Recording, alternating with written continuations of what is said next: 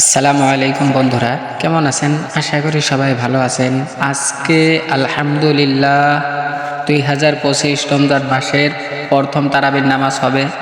আর এই নামাজের জন্য নিয়ত কিভাবে করতে হয়, নিয়ত উচ্চারণ সহ বাংলা ও আরবি কিভাবে উচ্চারণ করব, এই সম্পূর্ণ কথা হবে ইনশাআল্লাহ। সর্বপ্রথম আরবি নিয়ত শিখি, তারপর ইনশাআল্লাহ বাংলা নিয়ত শিখব। আরবি নিয়ত হলো নাওয়াইতু আন উসাল্লিয়া লিল্লাহি তাআলা রাকাআতাই সালাতিত তারাওয়িহি সুন্নাতু রাসূলিল্লাহি তাআলা ইকতাদাইতু বিহাযাল ইমাম। এখানে একটা কথা লক্ষ্য করতে হবে, যদি আপনি মুক্তাদি হন তাহলে বলতে হবে ইকতাদাইতু বিহাযাল ইমাম, আর যদি ইমাম হন তাহলে বলতে হবে আনা ইমামুল লিমান হাজারা ওয়া মাইয়াহজুর মুতাওয়াজ্জিহান ইলা জাহাতিল কাবাতি শরীফাতি আল্লাহু আকবার।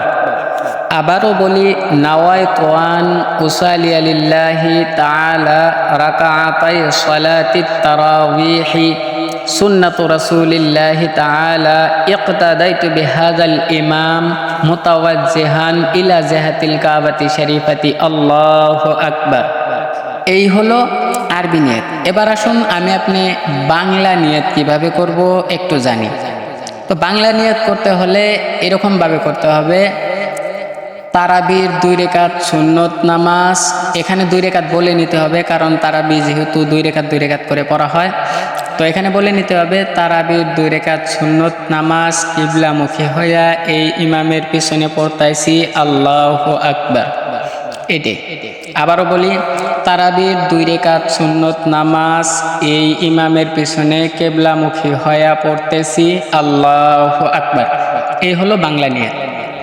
আশা করি সকলে বুঝতে পারছেন। আলহামদুলিল্লাহ।